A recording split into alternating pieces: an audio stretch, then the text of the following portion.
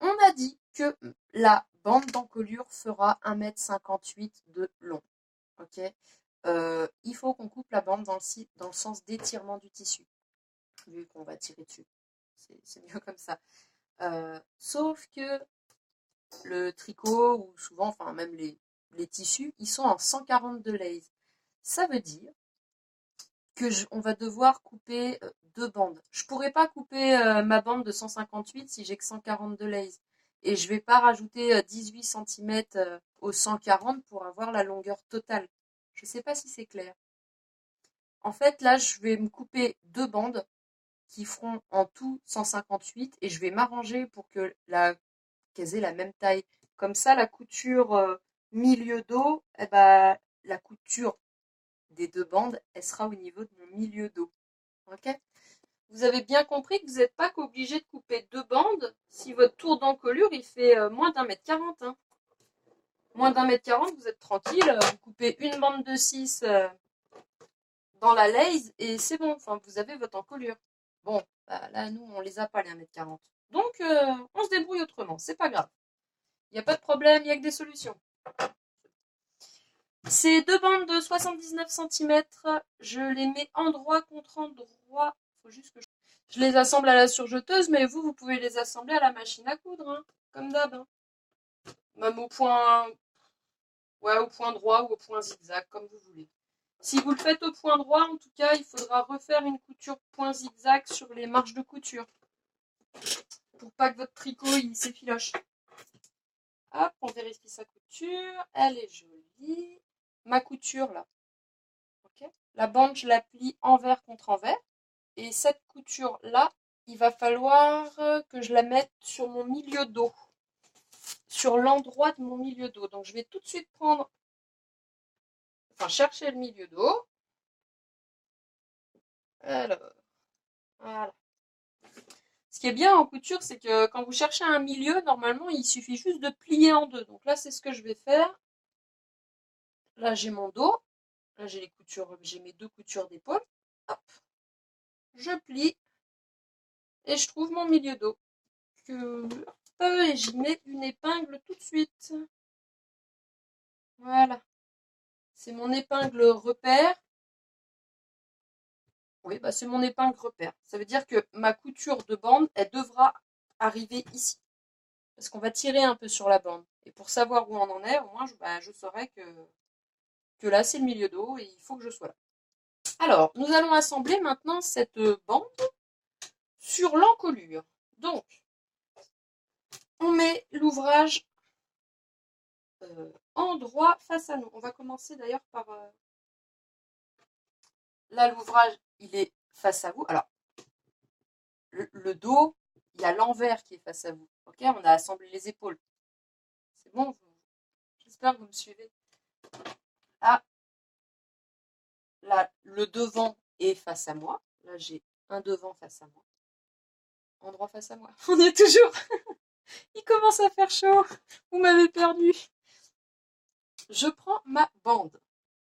Ma jolie bande de tricot noir achetée chez All Tissu.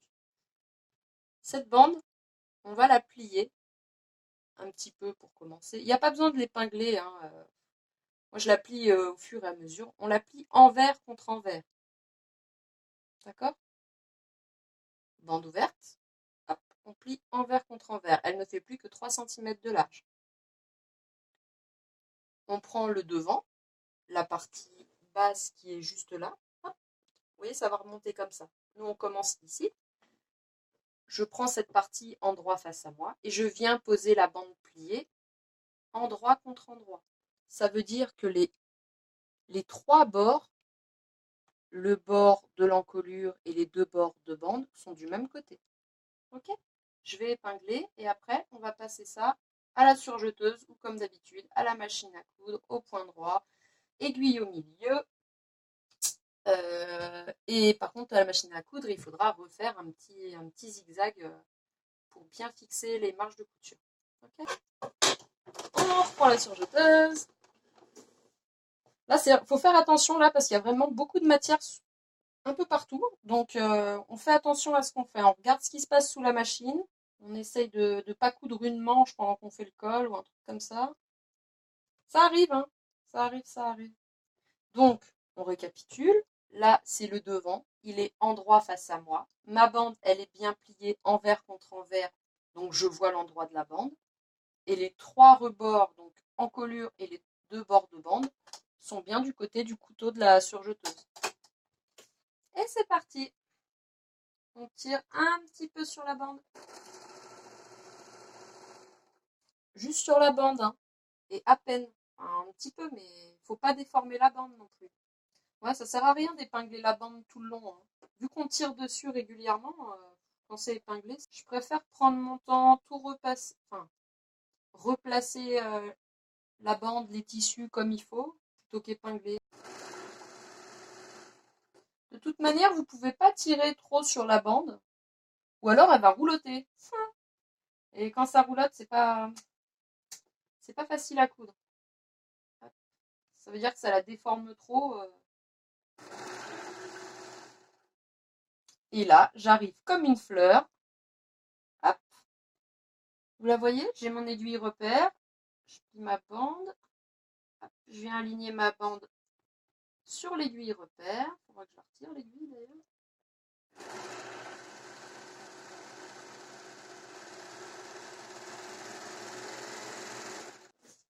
Ma bande d'encolure est fixée. Alors, j'ai peut-être dû tirer un petit peu plus après avoir passé l'épingle. Du coup, j'ai un petit surplus là, sur le côté. Hop. Vous voyez, ce sera comme ça.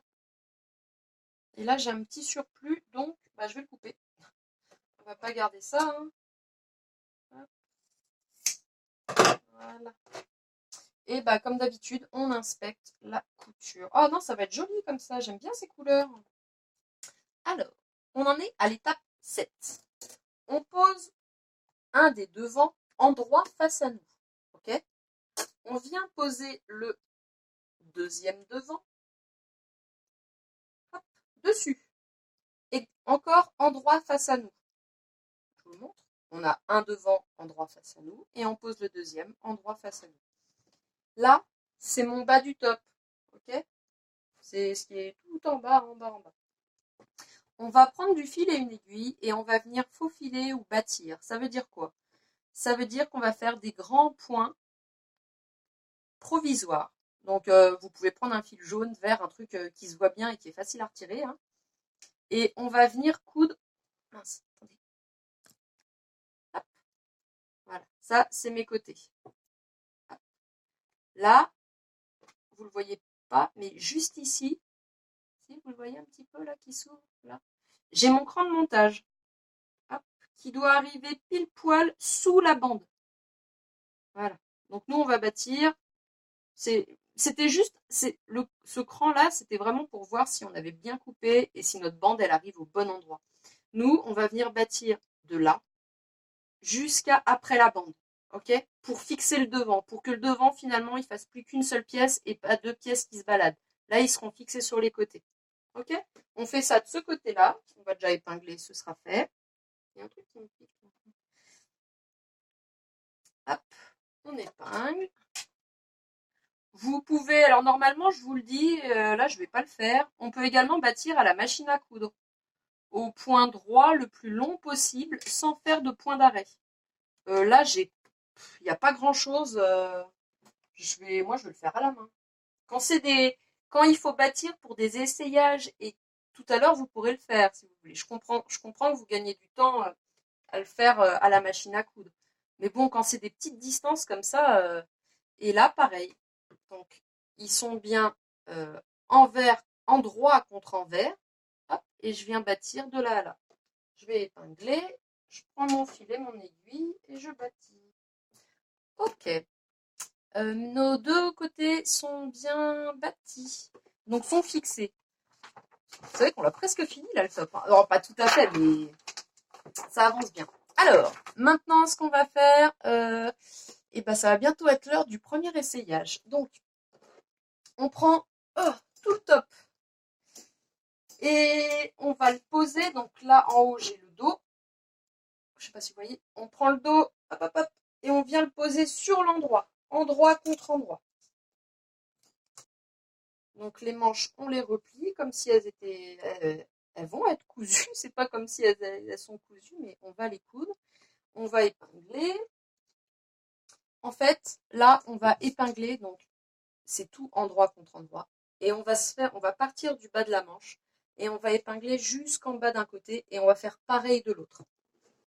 Je viens d'épingler, donc endroit contre endroit, le devant et le dos. Vous voyez là? Donc j'ai commencé par la manche, et jusqu'en bas du top. J'ai fait ça pour les deux côtés.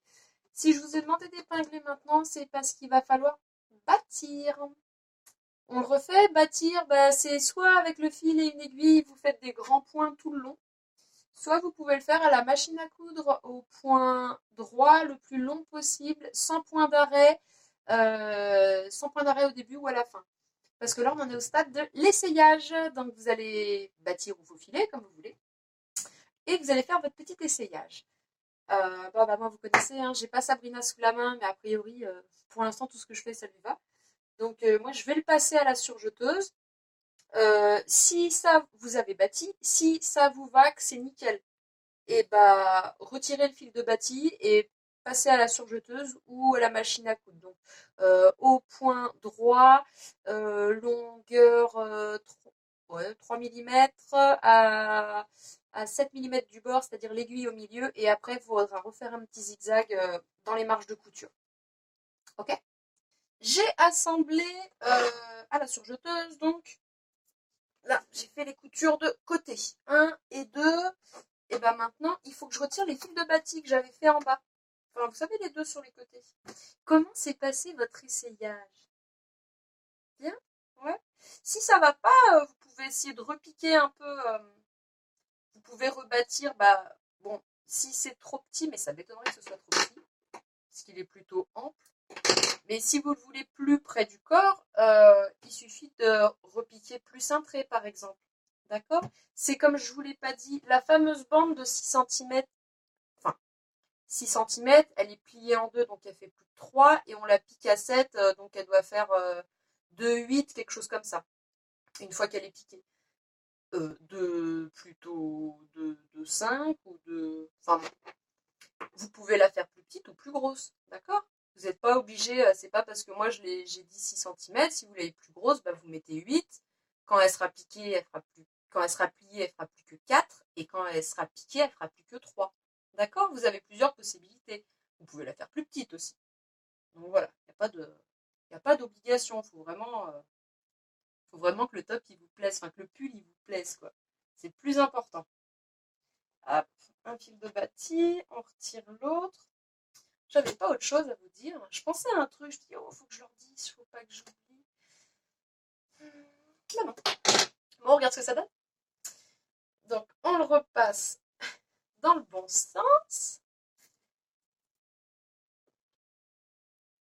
Oh, il est joli comme ça. Punaise, si j'avais su, je me le serais fait aussi comme ça.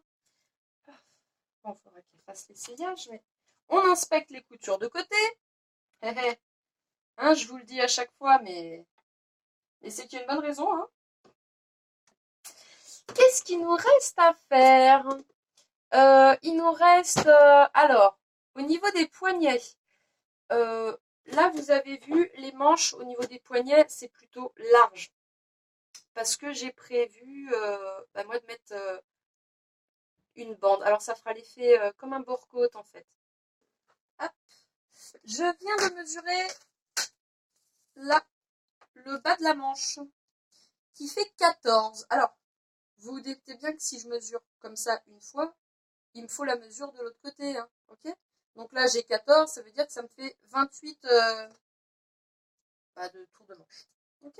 Donc, armée de ma petite calculatrice, c'est reparti. Oui, alors 28 fois 0,8 égale 22,4. J'ai mes deux petits manchons. Bon, on en prend un. Donc bien sûr, je l'ai coupé pour pouvoir tirer dessus dans le sens de l'élasticité. Donc je prends mon petit manchon et je vais le plier. Vous ne voyez rien. Hop. Là, j'ai mon petit manchon élastique. Il est endroit face à moi, donc je vais le plier endroit contre endroit. Hop.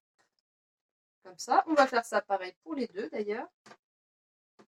Il est bien endroit face à moi. Je rabats le deuxième également endroit contre endroit. Et on va venir coudre ici et ici. Ok, soit à la surjeteuse, soit au... Oh, vous pouvez le faire au point zigzag, hein, c'est pas grave à la machine à coudre là. Parce que ça va être tout caché, donc ça risque pas que ça fasse vilain. Ok, allez, c'est parti. Vous venez de le sortir de la machine. Vous le retournez pour qu'il soit envers contre envers. Il ne fait plus que 4,5 de large, votre petit manchon. Comme ça. Vous voyez ce que je veux dire? Hop, petit manchon, check.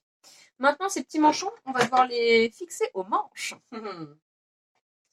Le coup des manchons ou des bord-côtes, c'est vraiment un truc tout simple. Mais comme j'ai galéré à comprendre comment fallait faire, pas sur ce projet-là, hein, mais quand j'ai commencé vraiment la couture, j'ai eu un sweat à faire et je comprenais pas. Je me revois en train de sortir le chien et en train de réfléchir, mais comment ils font? Je comprends pas. Et en fait, c'est tout simple à faire. Une fois qu'on a pigé le truc, il n'y a pas de souci.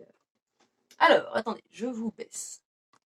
J'ai mon petit manchon, ok, qui est comme ça. Là, j'ai ma couture sur le manchon. Et là, sur la manche, vous voyez le fil là? Bah là, j'ai la couture de côté. Donc, je prends la manche, j'ouvre mon petit manchon, hop, je la passe dedans, et je viens faire aligner les coutures du manchon avec la couture de la manche. Et je vais épingler.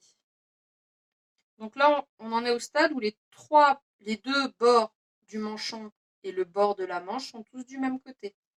Et le manchon, il est bien endroit contre endroit par rapport à la manche. Et on fait la même chose pour l'autre manche. Elle est où l'autre manche? Vous savez que j'aime bien, moi, j'aime bien tout faire en même temps. Enfin, on peut pas tout faire en même temps, mais bah, là, pour le coup, on peut. Donc, on épingle tout et on passera tout à la machine à coudre ou à la surjeteuse en même temps. Donc, tout pareil. J'ai ma manche avec sa petite couture ici. J'ai mon petit manchon qui veut pas, mais qui est plié envers contre envers. Voilà, il fait plus que 4,5 cm. On prend la manche, on ouvre le manchon, hop, et on vient plaquer la couture de manche avec la couture du manchon, de la couture de côté du manchon. Je ne sais pas si c'est clair. Bah, mon dessin n'était pas terrible non plus sur les indications, hein. Je me suis battue, mais c'était dur ça à expliquer.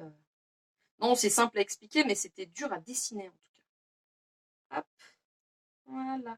Alors, vous pouvez bien sûr constater que votre manche est beaucoup plus grande que le manchon. Ben oui, c'est fait exprès. Le but là, ça va être de tirer sur le manchon, et rien que sur le manchon, pour pouvoir l'agrandir et pouvoir mettre toute la manche dedans. Donc je prends mon petit manchon qui est épinglé à la manche, j'ouvre la manche, vous voyez. Hop. En fait, ça a cette tête-là de près. J'ai les trois bords du même côté. Hop. Voilà, le manchon il est bien endroit contre endroit sur la manche, et on vient piquer en tirant sur le manchon et pas sur la manche. Oui, alors c'est plus facile à dire qu'à faire. Alors, c'est plus facile à faire, curieusement, à la machine à coudre, parce que sur la machine à coudre, on peut retirer le bras libre. Là, sur la surjeteuse, le bras libre, il est énorme, quoi. Donc, c'est compliqué, la manche, elle passe pas. Mais on faut se débrouiller. Ça va le faire, ça va le faire. Là, ce qui est important, c'est que les trois soient bien passés sous les aiguilles. Hop. Voilà. On peut piquer une fois, et là, on peut commencer à tirer sur le manchon.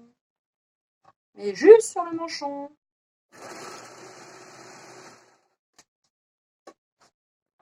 Fais attention, il n'y a pas beaucoup d'espace. Et du coup, c'est un peu rock'n'roll. Vous pouvez bien sûr faire des manchons plus grands. Moi, vous verrez, ils ne sont pas très grands, mes manchons.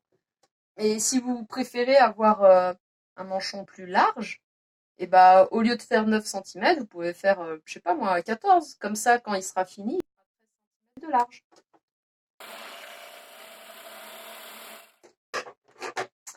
J'ai fini de faire mon manchon. Alors là, par contre, il faut vérifier la couture. Parce qu'on a 3 épaisseurs et en tirant dessus, des fois, des fois, il y en a une qui passe à la trappe. Donc, on inspecte l'extérieur et l'intérieur. Vous voyez? Un joli petit manchon. Bon, bah, j'ai plus qu'à faire pareil pour le deuxième.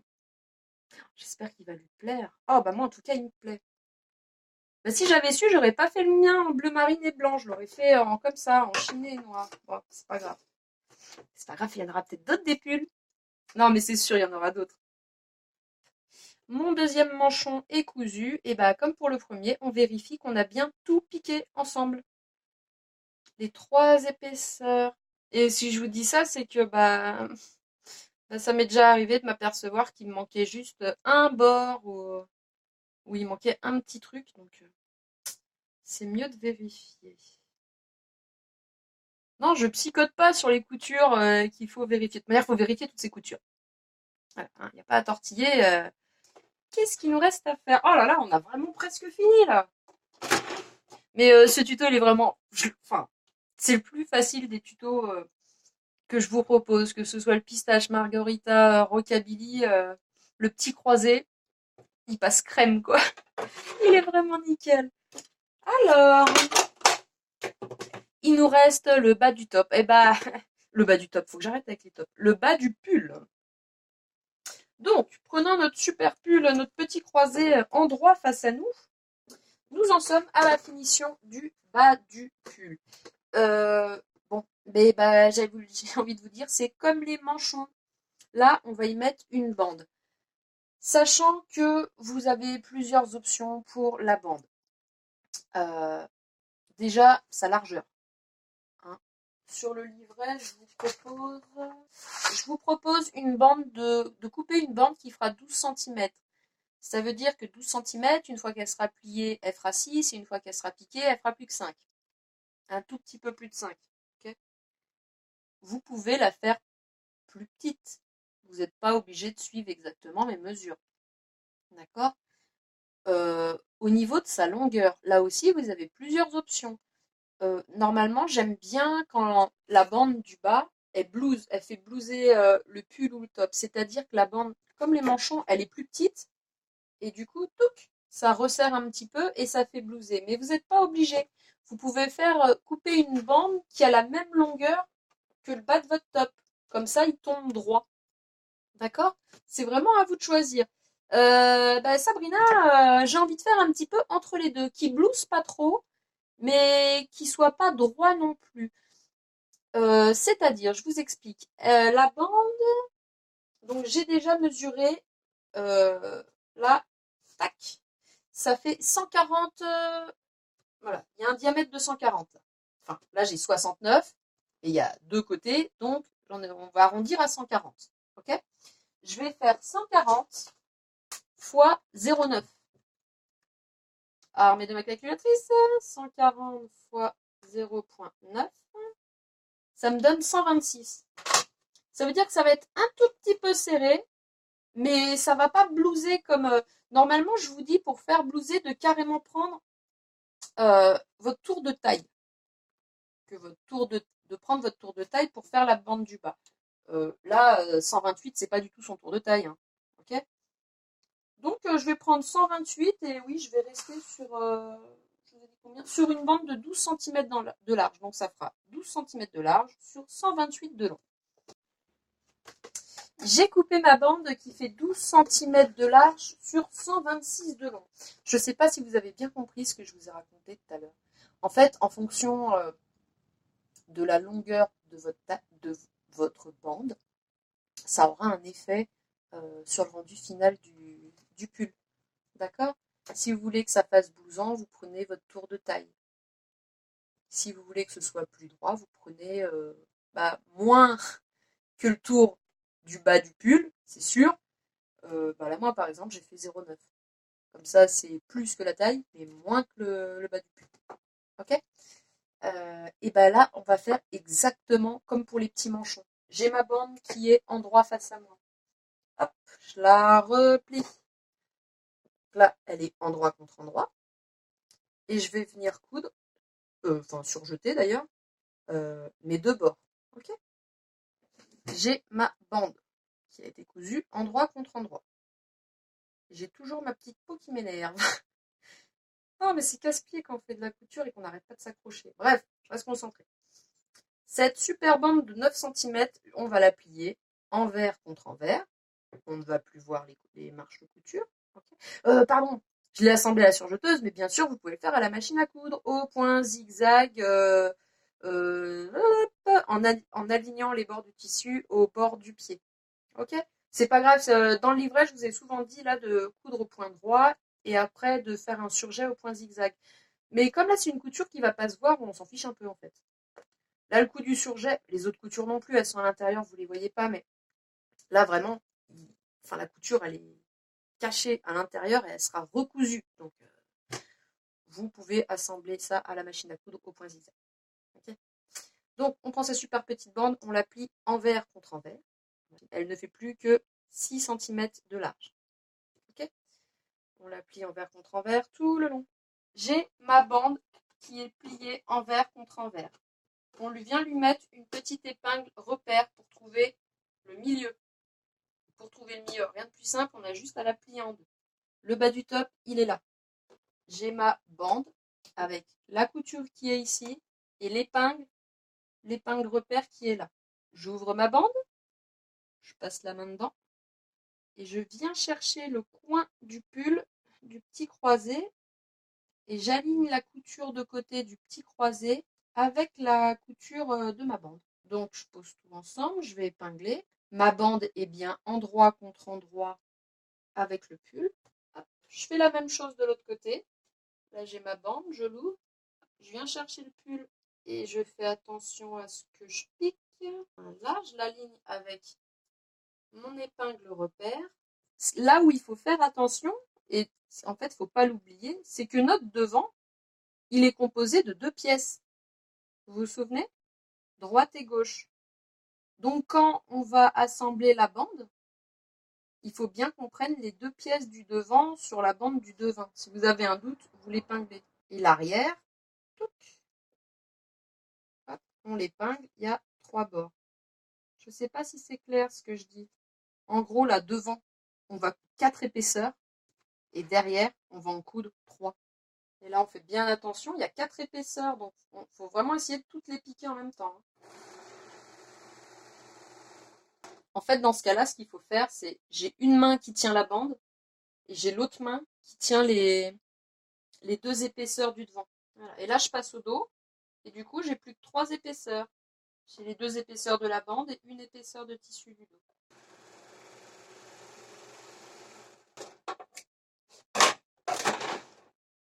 Et on inspecte les coutures.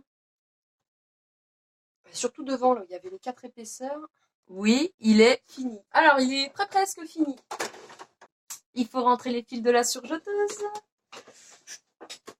Alors, nous sommes armés de notre petite aiguille à canevas. On prend son aiguille à canevas. On va la rentrer dans la marge de couture, enfin dans le surjet qu'on vient de faire à la surjeteuse. Hop.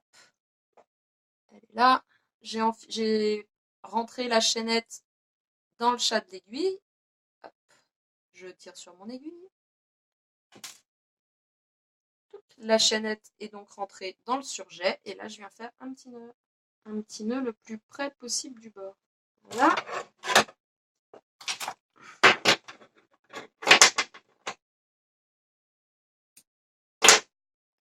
Voilà, nickel. Je fais les autres petits fils et je reviens. Notre petit croisé est fini et porté par Sabrina. Il ressemble à... Tada! Donc, je suis contente parce que c'était un peu un challenge. J'avais discuté avec Sabrina de ce qu'elle voulait comme pull, de ce qu'elle aimait, de ce qu'elle aimait pas. Et elle m'avait dit que le souci en 52, c'est que souvent les pulls, ils étaient moulants au niveau des bras. Et qu'elle avait horreur de ça et du coup, elle piquait les sweats de son copain. Donc celui-là, il est un peu pour elle, un peu spécialement pour elle. Donc je suis contente. Je suis contente qu'elle soit contente et j'espère que ça vous a plu le tuto. Surtout, n'hésitez pas à mettre un petit pouce bleu si vous avez aimé. Et puis écoutez, si vous avez des questions ou autres, n'hésitez pas à nous rejoindre sur le groupe du Tutophile sur Facebook. On est nombreuses à faire les patrons, donc voilà. Surtout, n'hésitez pas à venir nous voir et à nous poser des questions. S'il y a des trucs que j'ai mal dit, mal fait, dites-le moi, hein, j'ai pas la science infuse. C'est un patron payant. Je l'ai déjà dit, je me répète, donc merci de ne pas le diffuser, de ne pas le partager. Mais vous pouvez montrer vos réalisations, hein, avec plaisir, hein. En attendant, je vous dis à très bientôt, je vous embrasse bien fort et bonne journée. Salut, salut, ciao!